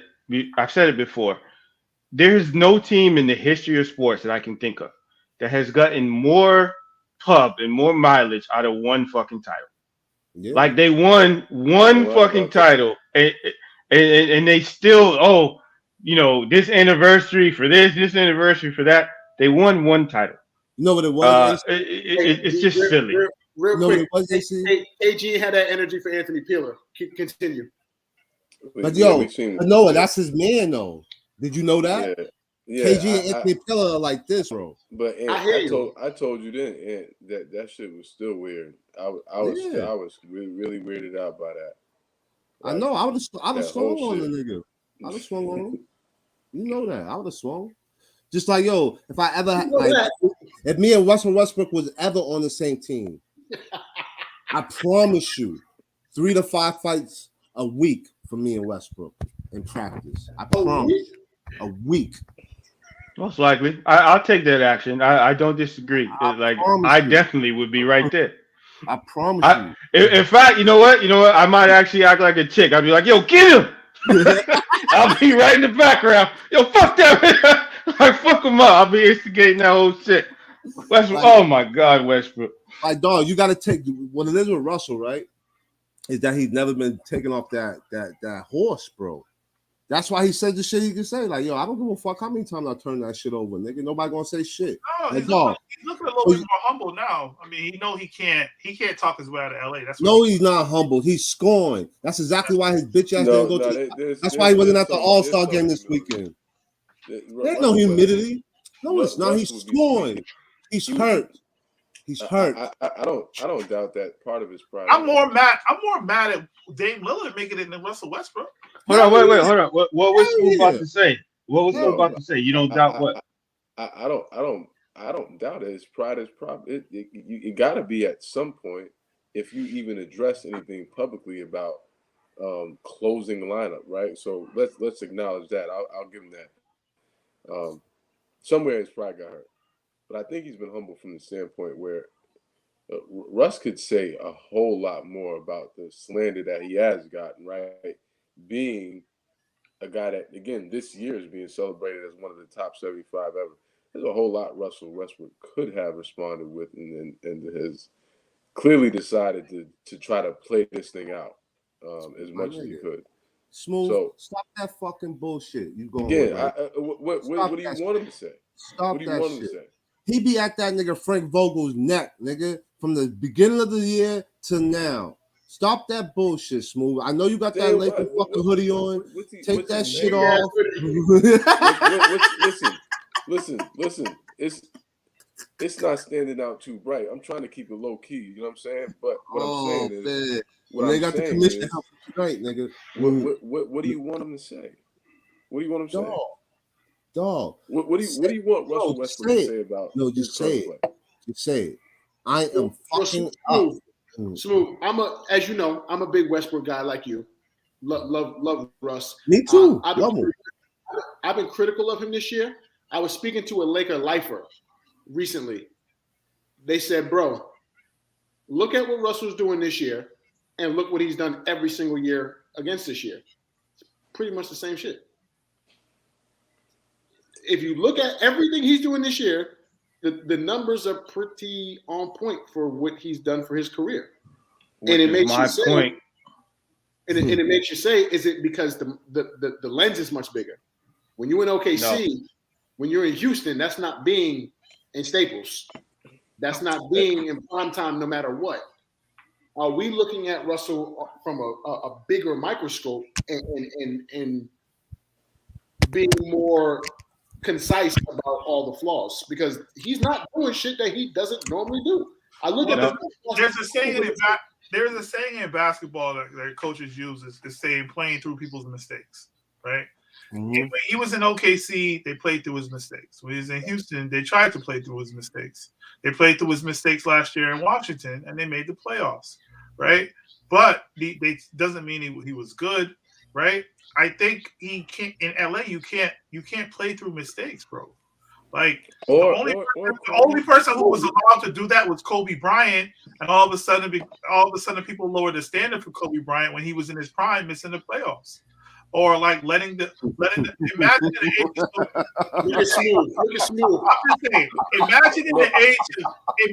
the age of social media a player, a top player in the NBA says, in a game 7, I think it was a game 7, hey man, I'm not gonna shoot the ball. I'm gonna just pass the ball since y'all think I'm greedy. Yeah, Right? Kobe did that. Kobe did that. Took 3 shots against the Phoenix Suns. Imagine that. He's not saying anything that's all great. Huh? What might? Hey, C-Mac, and then demands a trade. I want you to finish. Yeah, I was telling him you're not saying nothing off base. But there's a separator. But finish, Corey. So as we look at that you're under a microscope in LA, unless you have brought a title there, right? Like LeBron kind of got LeBron was hurt last year, but he kind of got a pass, right? For the first year, right? No. When you bring a title to LA, things change. Mm-hmm. You know, fake title. like there's dudes who were under the microscope, right? Like think about how LA turned on Shaq, right? It's different, right? Look how LA didn't turn on Shaq. The management turned on Shaq. They turned on Shaq because they allowed Shaq to get the fuck up out of there. I'm going to try to give this in a context that Corey can best understand. Smooth, we need a little more volume from your mic. Yo, Smooth. My fault. Speak and move back, bro. My fault. You up and speak and put some volume up. Yeah, put some volume up, fam. Is that better? Yeah, you good. A little better. So, Corey, you have guys that on your team, again, let's just say a new mission team, they don't fit the natural bill of set position, right? You'll take a basketball player. You will absolutely take a basketball player. All right, whatever you can give me, if that's the best you can give me and it can impact this team, I'm going to find a way to use it, right? In Russ's case, there's a whole lot he can give you. It's just not in your traditional form. So here he is. He's given that to you. And as you said, Corey, he's been allowed to play through these mistakes. But you've also been given this dynamic play that you probably haven't seen for, set period of time. Now that sustains for quite a while, and even up to last year when people thought it had basically diminished. He plays through that, still gets into the playoffs, right? A team that you could probably, again, I think all of you all would agree, he definitely uplifted that team in the run they made to make the playoff. 100%. I will not. Yes. Okay, you would agree with that, okay? Hell yeah. Now he's with a roster. He's with a roster that ultimately does not fit where he currently is in his career. The first time he plays through mistakes, but the mistakes look a lot worse than they did anywhere else. How do we all of a sudden say, yo, he's the most dumbest player of all time? It's not all of a sudden. It's not all of a sudden. What are you talking about? I can't. So let me. This was not repeating itself with failure before this. So you want to know the difference between the greatest players and the good and players who just are good, right? Russell Westbrook, the greatest players adjust to their games, to their age, and like Russell Westbrook has gotten worse in specific areas. When LeBron has a turnaround jumper, LeBron has gotten better. Like Jordan backed people down after. Russell Westbrook has made no adjustment. He actually thinks he's 25 still, right? And he's playing like he's doing things like he's. I believe. But the problem is he's jumping six less inches higher, right? People confuse Russell Westbrook having an attitude with him playing hard. So it's the mean face, and I said this 8 million times. Because he makes a mean face after he dunks, people credit him more. And I've made this point too. If Russell Westbrook averaged 30 points, 9 rebounds, and 9 assists a game, no one pay attention. No, hold on. I'm going to tell you what I mean by that. It's that 1 rebound and 1 assist. It's the 10. It's the so-called triple-double, which we all know is fake. That adds a huge level to where he's actually rated. And this is where people have issues. Russell Westbrook is definitely, without a doubt, one of the most overrated players in the history of team sports. There's no doubt about that. But when you call somebody overrated, a lot of people go, "Oh, you're saying he sucks." No, I'm not saying he sucks. I personally think he's not very good. He doesn't help you win a basketball game. Does he suck? No, of course not. Of course he doesn't suck. But is he MVP level? Is he top 75 of all time? Of course not. Of course not. And how you said, he's doing pretty much what he's done his entire career. The issue that you're seeing is when you're in OKC, no one cares if you're the 6th seed. Like think about this. He won the MVP as the 6th seed, which is a fucking joke. And what happened with that, and I will go to my grave saying it, in week 3, ESPN decided that he was the MVP. They literally did. And no one simply changed their thought to that. What you're seeing now is Russell Westbrook is, like how you said, we all acknowledge, he's doing the same thing. Maybe not 31, 10, and 10, but he's essentially doing the same thing. He did it in Washington. I personally don't give him credit for what happened with Washington. They were eighth seed. They were under. Aaron, do you give him credit? Do you give him credit for being a part of 1 or 2 seed? No, they were under 5. They were under 500. No, they were under 500 with the Wizards. No, in Oklahoma, but they finished up. Do you give him credit for being a part of 1 or 2 seed teams or teams that have reached, deep rounds in the playoffs? Do you give him any credit for those Oklahoma City teams? Is he no stabilizing force on those teams at all?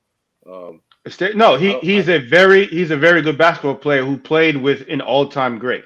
I give credit to the all-time great and a very good basketball team. When you have a James Harden and when you have people who don't have to be the man, who aren't the man like James Harden and Russell Westbrook, and you put them with the Durant, then yeah, of course they're going to be better. As soon as Russell Westbrook got better in his career and thought he was the man, Durant was like, "Yo, fuck this, I'm out." And when you look at a league like the NBA, who, like I said, is very soft, when a Durant comes out and doesn't hide the fact that Russell Westbrook was a main factor in him leaving, I think you see I think that underscores exactly how much of a problem Westbrook was on that team. When you have a guy who supposedly is averaging a triple-double, who is giving you 10 rebounds and 10 assists, that is supposed to equate to winning. With him, it does not. And the reason it does not is because 3, 4, 5 of those rebounds are fake. 3 or 4, 5 of those rebounds are him pushing Steven Adams out the way on free throws. 3, 4, 5 of those assists are not creating plays. They're simply him passing the ball to somebody who scores. And I think we saw that with a Rajon Rondo, where you can make an assist, but you're not actually creating anything. Here's where I do think you're wrong. I just want you to clarify. See, here's where I do think you're wrong. In that series that they lost to, they lost a 3-1 lead. Russell Westbrook played better than Kevin Durant. Yes, he sure did. Kevin Durant turned the ball over 11 times in one of those games, bro. I can't give you all of that. It's not an awful percentage too. Yeah, I can't give you all of that. That's a series that they lost to what I feel is a better team. That is not the overall body of work. Agreed. Not that year. No. No, that year too. That year too. No, that not even close.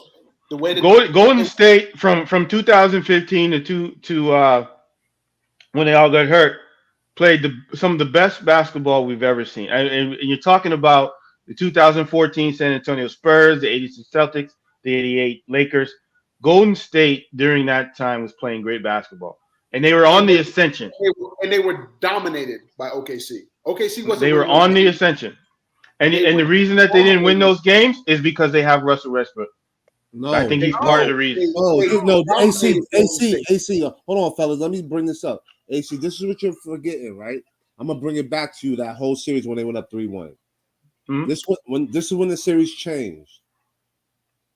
Russell Westbrook was averaging like 34 a game on Steph Curry. He was shitting on Steph Curry, right? Shitting on him.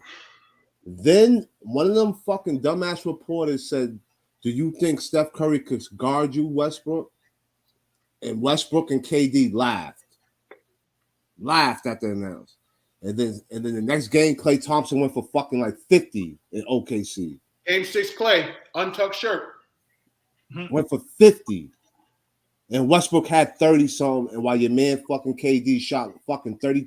You know what I mean? But nine turnovers. Right, but you want to keep throwing Westbrook because you have an image. I'm not only I'm not only throwing Westbrook. I said they lost to a better team. But they lost to a better team. So AC, why are you not throwing Kevin Durant under the bus? Him too. All of them. They lost to a better team. I have to make you say that because you were pitting all the blame on Westbrook just now. Yes, the problem bro. was KD. Oh well, then that's the wrong impression. They lost to. I figured that they lost to a better team encompasses everybody. My fault. Let me rephrase. All of them. All of them. Red Cup Aaron is. That Tito's is smacking. Red Cup Aaron. RCA. No. Again. We can have this discussion back and forth. Like I said, I mentioned it before. You talk about 34 points a game. Blah blah blah. When your point guard is blah blah blah. No. I'm going to finish the thought. When your point guard is scoring that much, when anybody is scoring that much, for the most part, you're going to lose. But especially when your point guard is scoring that much, you are going to lose the basketball game. I thought you'd be smart enough to actually clarify yourself. I thought you were going to be smart enough to clarify yourself and say. Quick favor, Smooth. Go in landscape mode so we don't have the borders, please. Oh, my fault. It's all good. I thought you were actually going to be smart enough. You hear me? I thought you were actually going to be smart enough to clarify yourself and say that type of basketball doesn't win championships. Doesn't win, period. Forget championships. No. That's not true because that's just not true. Only Jordan won consistently like that. Only Jordan. Okay. Steph Curry. Okay.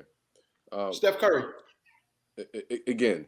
I don't know why you are saying that there's I think my issue, Aaron, is you think there is a singular formula that wins basketball and wins championships. There is a singular formula that wins championships. There's not. Yes, there is. There are singular things that are always consistent with those championship teams, but there's no consistent singular formula, sir. In the NBA, you have either the best player or the second best player, with a very few exceptions. Nobody else wins a title in the NBA. You have exceptions like 2004 when Detroit won the title when Kobe threw it on purpose to get Shaq out of there. Name me the team that didn't have the best player or second best player that won the title. You look at Toronto. Toronto Raptors. Wait, no, I'm going to finish my thought. You look at Toronto, who won simply because what? Please, you calling Duncan's not the best? Get the fuck out. But Toronto Raptors won when Golden State injured everybody. Give me other examples. I thought Kevin Durant was better. 2014 Spurs. I thought Kevin Durant was better than Dwayne Wade in that series against the Heat. I'm 100%. sorry. Kevin Durant. Hold on. I'm confused. What are you talking about? What series? You said that the teams that win usually have the first and second best player, correct? The title, yeah. Kevin Durant versus Dwayne Wade. What title series was that? D Wade was not the best player. D Wade was on the Heat when they played OKC, bro. They didn't have LeBron James? I'm confused. What do you mean? Am I hearing this point right? He say that you have to have the teams that win have the first and second best player, correct? No, the first or second. What do you mean? They had the best player in LeBron James. I thought you said 2008 Celtics. I thought you said first and second best. Wait, hold on. Kevin Durant was defensive player of the year and should have won MVP that year. He wasn't. The only reason why he didn't win the MVP because he caught the domino string. If he don't get the domino string, Kevin Durant was the MVP. Kobe Bryant got Lifetime Achievement Award and won the MVP that year, but Kevin Durant was the MVP fucking P. So Kevin no, Garnett? not 2008. You mean Kevin Garnett or Kevin Durant? I said the 08 Celtics. Right, Kevin Garnett was the MVP of the league that year. He was not a number 1 or 2 player in the league. Yes, he was. What are you talking about? AC, yes, he was. AC. This is what you're mistaken, What bro. the fuck are we talking about right now? Oh, yo, what's going on? AC was Kevin Maybe a Garnett. Westbrook team that's missed the playoffs. What action you is right? Was Kevin Garnett ever considered the best player or the second best player in the NBA? No. Yes. What are When? you talking about? He won. Wasn't he 05 MVP? 04 MVP, but just because you win the MVP, AC. Kevin Garnett. Hold on, wait. And guess what? Though? Let's say he wasn't the best player in 04. Did they win the title? No. So there you go. So you think in 08 he was the second best player in the league? Huh? I think he was the best player in the league in 08. In 08, Kevin Garnett? Bro. Absolutely. Fuck Kevin Garnett was the best player. Was it Bryant? Hold on. Was it Bryant? No, it was not Bryant. What the fuck is happening right now? There you go. Yo, Even if it wasn't Bryant got his team to the finals. You win with the first and second best player. Bro, LeBron was in the league, bro. In 2008, if you're not saying your best player in the league was LeBron James or Kobe Bryant, you're in the Kobe Bryant or Dwight Howard. Look, you're not listening to me. I'm saying that if you acknowledge that Kobe Bryant was the best player in the league, he got his team to the finals. What are you talking about? I don't understand. No. What we just brought up was the Celtics. I don't agree. All I'm doing is saying I don't agree. I think Kevin Durant. I keep thinking Kevin Durant was the MVP of the league that year. Kevin Durant, Kevin Garnett, bro. Garnett was the MVP of the league that year. Yeah, that's what I mean. But because you won the MVP, that doesn't make you the best player in the NBA. Garnett, I just went and looked it up because I was pretty sure MVP voting that year. Kobe Bryant, which was a fucking joke, was the first. Chris Paul, and then it was Garnett. Right. What are you guys talking about? AC, you're not listening, bro. AC, you're not listening, bro. Yes, he was.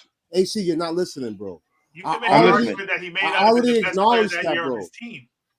I already acknowledged that Kevin Garnett would have won the MVP that year, right? And that still does not make you the best fucking player in the. No, I agree with that. I'm not arguing. I'm not saying Duncan. He's not better than Kobe. I'm not saying Garnett is better than Kobe, but I'm not saying that the MVP makes you the best player in the league. I'm pointing out that the best player in the league is going. You need that best player, with few exceptions, is going to win the title. And Westbrook, those guys are not that. That's what I'm saying. How can you say that defensive player of the year, defensive player of the year, and one of the best records, turn the culture around, is not the best player in the league? What are you talking about? So then Rudy Gobert is a top 5 player in the NBA because he has won defensive player in 3 years, right? No. I just said that MVP. I said that's part of the factors. MVP doesn't make you the best player because in 08, Kobe was the MVP, and he certainly is not the best player. But you need that to win a title. Who was the best player? It's either him and LBJ. It's either him and LBJ are the best players. You can't put KG 1 or 2. You can't even get him third. Duncan was in the league. I can get I can, and those Duncan arguments, perfectly valid argument. I'm not arguing that. But in 08, with a motivated Garnett, he was the MVP and best player in that league. I love Kevin Garnett. I don't even think he had a better year than Dwight Howard that year. Yes, he did. He did. Yes, he did. No, he didn't. But not by the numbers. Yeah, absolutely. Not by the numbers. He didn't. Dwight averaged 22 and 12, bro. He changed the whole defense and was the best player. AC. No. Listen to me. He couldn't even get MVP on his own team. He couldn't get MVP on his own team. What are you talking about? He could not get MVP on his own team. He was far and away the best defensive player, impact-wise, in the league. He was impact. He was the most impactful player in the league. He was the most impactful player in the league. He was the best player in the league. No, that does not make you the most. I can't hear. I can't understand. There's too many people talking. Dwight Howard was better than Kevin Garnett at that point, bro. Oh, just be quiet. That's ridiculous. That's ridiculous. Dwight Howard was not better than Garnett in 08. That's utterly ridiculous. Utterly ridiculous. Yo, AC, right? I'm a big number guy. I remember games. I remember scores, all that, right? Mm-hmm. Do you remember when Orlando matched up with the Celtics when Garnett got back? Got back from what, in 08 or 2010? The next year. He never. Which one? The next year, bro. 2009, The following year. After Orlando beat this Boston without KG in the second round. All right. In the next year, right? Well, I'm not talking about 2010. Hold on, bro. Just listen to the point, bro. This is how bad you're talking, right? Right? Kevin Garnett, right? Do you know how much he averaged against Dwight, dog, for that series? How much did he average? Less than fucking 10 points. Which is why I'm not talking about 2010. I don't understand why you were bringing that up. 21 and 14 in 08, bro. Thank you, dog. Like, what are you talking about? Three blocks a game. Yo, KG wasn't in the top 15 points per game, wasn't in the top 15 for rebounds per game, but he was the best player in the league. Oh God, we've gone through this. We've gone through this a million times. He wasn't in the top 20 in points per game. That has nothing to do with how good a basketball player you are. You cannot name me the first or second best player in the league in any year that is not top 15. But yeah, you want to tell me a dude who puts up yes, I can. 9 and 9 don't matter? What? 30, say it again. 10 and 10 don't matter. But you going to tell me those again? Oh wait, who are you talking about? Say it again. You're talking about Westbrook. I'm just saying, don't pick and choose when to throw away. Cut your head off, Smith. Sit back, brother. Sit back. AD, you know what it is. I'm just saying, don't pick and again. You get me tight. What's picking and choosing? Hold on. Say 39 and 9 don't matter. What are you talking about? AD, Tito's is not this strong. Yeah. Tito's is not even this strong to be acting like this. Every other week we go through this, and you guys like Kangaroo's talking about right now. 39 and 9. Those are not winning numbers. Period. Very, very simple. Oh my God. Every week we have to go through this. How can you possibly say that Kevin Garnett was not? He wasn't the best player in 08, brother. Okay, wait. You're saying that, he wasn't top in points and blah, blah. Why was he third in MVP voting? You make me want to open a special room. He was the defensive player of the year. I'm gonna call it. This. I'm gonna call it. David. Ben Wallace was defensive player of the year. Rudy Gobert was defensive player of the year. They're not top 3 in MVP voting. What are you talking about? AD just one day a week for you, Aaron's house. You going? You guys are slaves. Slaves to random numbers. I would love for Aaron to. I would love to. This dude's default argument is always to the shit that brought us. You just say random shit. You say random numbers. I'm telling you, when you look inside the numbers, from 08, and when you remember the actual basketball games, and you remember the cultures of the Celtics of that year. Oh yeah, you're emotional. Garnett. You're making an emotional. AC's making it personal. No, I'm not. AC, it's not personal. Yo, AC, it's not personal. Aaron, believe me, it's not personal. I'm not even gonna call you AC right now. Aaron, say it. Don't even call me that. Don't even call me that. He said, "Why are you adding?" Was the best player in the league in 2008. I want you to say that again. If that's what you said. What is Coach F doing? Yes. No, I'm saying that he was. If you're talking about LeBron or Garnett, no, the Celtics had one of the top players in the league. Yes, absolutely. No question. You're not switching for that year. No. For that year, yes, they did. In 2008, a motivated Garnett was. Let's discount LeBron because LeBron's different. If you're saying that LeBron's number 1, Garnett was number 2 that year. Other dudes, Aaron. And you're wrong. Garnett is number 2 after LeBron. I'm not saying he was better than LeBron. Garnett is number 2. Yeah, you're right. In the Eastern Conference, let's add on to the Western Conference. In the league, no, because Dwight was in 08. In 08, he was better than Duncan. He was better than Kobe. He was better than everybody. Yes, he was. He wasn't better than Dwight Howard. Yes, he was. He was absolutely better than Dwight Howard. He was absolutely better than Dwight Howard. And because you go, Dwight Howard scored more points and blah, blah, blah. Garnett was better than him. There is no metric in which you can use to Yes, there is. claim. I'll stop you right there. Yes, there is. There is nothing you can use that is a tangible evidence to support the idea that Kevin Garnett in 2008 was a better basketball player than Dwight Howard. He absolutely was. Yo, didn't Dwayne Without Wade question. average 30 that year? Hell yeah. Hell yeah. And Corey McCarthy, that is my point exactly. Averaging 30 is not a measurement of who's the better player. Tracy McGrady averaged fucking 30 for his whole career. Are you saying that Tracy McGrady is better than a Larry Bird or LeBron James? What are you talking about? Was hurt. Tracy McGrady's career was hurt just as much as Grant Hill's, but Grant Hill went down. I mean, what are you saying? Oh, are you saying T-Mac? I know Aaron in his madness. niggas ain't about to disrespect Grant Hill because I know y'all ain't about to disrespect Grant I'm Hill. not. You know, I'm a Grant Hill guy. I'm saying his career was dependent on Grant Hill being healthy. Oh, I agree. I'm just saying, Aaron. I'm looking it up now.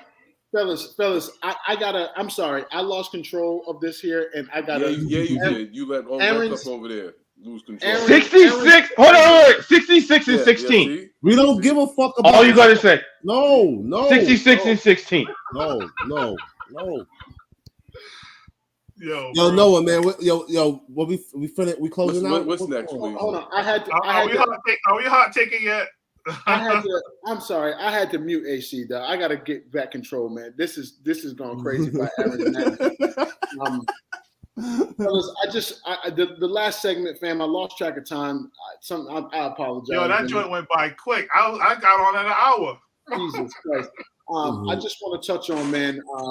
This is the last segment for the evening is the injuries that are plaguing the league. Obviously, we got some news coming out of the All-Star that Chris Paul's going to be down almost 2 months. They're saying 8 weeks with a thumb surgery. Zach LaVine recently got cleared. Obviously, we watched Anthony Davis, aka Street Clothes. His leg fell off. We watched his leg fall. My fault, AD. My fault to even call him that. Yeah, that nigga's name is Anthony Davis, yo. Right. Fuck, yo. Obviously, we know how big Chris Paul's been for Phoenix. I want to touch on some of the other injuries that are just throughout the season. I mean, throughout the league that are going to impact the rest of the season. Good news. Tim Hardaway's a big one too. Say it again. Who? Tim Hardaway. You don't think? Yeah, for Dallas. Yeah, that's a big one. That is absolutely a big one. Obviously, we got good news in terms of the injury front coming out of Denver. Denver is expecting Jamal Murray and Michael Porter back on April 1st, as early as April 1st. I think that's a hell of a. Murray about to come back and fuck all that chemistry up, bro. And Murray about to come back and fuck all that chemistry. No, but Corey, it's not Murray, bro. It's Porter. Man. Porter wants to be a star bad, bro. Mm-hmm. He already came out Malone. Just walk in the game off an injury and just start to inject himself back into their places of stardom. Like they're both, stars in their own right. But I think Denver is the only team, right, that has star pieces in place where, and I think a brand of basketball that's actually capable of winning that conference. If everything goes right? Like, I think that's the thing with them. Everything's just got to go right. They've got to be healthy. If Jamal Murray is healthy, we're having a different conversation probably. He definitely packed Kawhi. I think, this has been brewing. I think this has been quietly brewing. Kawhi right up. Norm Powell is another one breaking his foot. He was supposed to help them stay afloat until that. I can't even call him a bum until Paul George is ready. John Collins. How long is John Collins out? Wow. 4 to 6 weeks. I'm just for the record. I'm not going to forget all this Kawhi. Yo, I can't wait. So what? He comes back and breaks a shin. Sprained eyelash. Right. Because this ain't Russ. We're in towards the end of his career. Yo, I will give him. That's still in the crux of his prime. So, bro, no, he's not. Yo, Kawhi Leonard runs with a limp. Yes, he's been running with a limp, bro. And Westbrook. He won a whole championship with a limp. Yeah. Okay, do you know before he got there, they were top 10 in offense? He joined the only team in the league that was top 5 in offense and defense. Thank you. Stop. That was a one. He went to a team. He went to a team that went to the. He went to a team that went to the Eastern Conference 3 years in a row. They just couldn't. They just had the LeBron factor. And he didn't have to see LeBron. Thank you. Yo, we don't like to give dudes credit for the simple thing. Like they won, bro. They won. Right in front of we're giving them credit, but we're talking about the all-time greatest players ever, not the all-time players who played well for 3 years.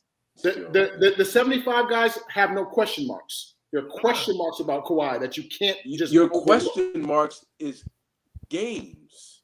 No, nigga, that's a lot. No, it's availability. Smooth. 11-year veteran. For me, Smooth. 11-year veteran. He's been average more than he's been great in 11 seasons. Again, if there's no denying that, or not available, or not. I will say, Smooth, that the Nuggets victory really hurt his legacy, in my opinion.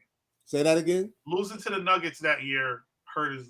Whether you say it was in the bubble or not, it hurt his legacy because you can't not score in the fourth quarter. If that was LeBron, people will still be bringing that up. Well, they still bring up 2011. Yeah, they still bring that up. Don't worry about it. You're absolutely right. But he also had that. He also had playoff P playing like he was on his period. So you know what I mean. But then he leaves. He gets hurt, and playoff P takes him to the Western Conference Finals. Let me ask you something. In business, if said I don't know, right? The guy in your field.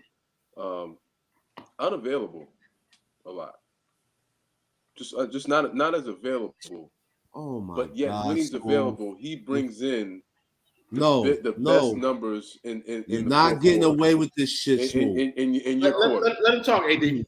I got some. So again, you just tell me how it works in your line. I can't answer. Okay, I will. You tell me. Okay. I like to think it's the likes of the same, but I want you to tell me if he's available. And he's putting down some of the best performance of your business quarter, right? Your fiscal quarter. Hold on, right? Or the entire, all 4 quarters, rather. Mm-hmm. I'm pretty sure that's going to be an asset to your company. He's probably going to stay, right? Now, you know what's going to get looked at, Smooth, in my world? Go ahead. It's going to look at, well, did this guy get transplanted to Edward Jones or Schwab, who has some of the best software in the industry? Was he able to offer customers trade, management free investment, whatever? Were there no M&E fees on this thing? Did he work with the best estate attorneys in the industry? Did he have the best attorneys in the industry? And then did he produce this magnificent report to these clients? Yeah, there's no avoiding the context. And then when he got to the client and made his presentation, was the other guy who was better than him get hurt and not make it? No. Now Smooth. I'm going to be honest with you. Did Kevin Durant not make it? Did Kevin Durant of financial planning not make it? Because we're going to look at that like, so he didn't beat nobody. We're going to look at all that and then look at the number he brought in and say, you know what? There's got to be a way we got to keep you, son. Son, there's got to be a way. Son, now Smooth. You know what? I tell you what. Let's sit down. Let's talk. Now Smooth. Now Smooth. Let's you're gonna be sitting there right with him, like, you know what? Let's talk. Let's figure this out. First of all, uncross your leg. You look like a hole on a jet. You're sitting down there right with him. Your man, shout out to Les for making them ridiculous comments on the group, bro. Yo, Les, I'm gonna be honest with you, man. I'm gonna be honest with y'all, man. This has been some of the most fun I had. As you can see, AC is wasted. AC is definitely wasted. Nah, AC's trying to find something to complain about. He's trying to find some random fact. I'm simply just listening to you. I already posted the Celtics record. I already posted all that. I think you guys are just simply ridiculous. Yes, it doesn't mean anything. If you say so. It's nothing. Aaron, he has with the exception of Westbrook, the MVP has come from the first to second team all the time. He's the worst MVP in NBA in the last 40 years. Oh, that's not true. Derrick Rose was much worse. Fellas, I'm gonna get us out of here, man, because we're touching the 2-hour mark, man, and I definitely overextended my stay here on the podcast. Let me drop my hot take. Let me drop my hot take of the week. Luka, save it, C-Mac. Save it. We got to get up out of here. Definitely appreciate you tapping in, man. It's SNT Podcast. You already know what it is. We got the intersection of sports and culture. AC, we appreciate you, drunk ass. AD, we appreciate you. Smooth. I've never been drunk in my life, please. We appreciate you. Yo, you are fired up right now, boy. Make sure you tap in across RCA. Hold it down, fellas. Hold it down. SNT Sports across all social media platforms. SitandTalkSports.com. Get with us on Facebook. Tap in with us on Clubhouse. Shout out to Smooth, best moderator on the app. SNT Podcast, man. We out. How do you remember all that? Well, yeah, we'll be on there tonight. We'll be I'm a professional. Tap in. I'm a professional.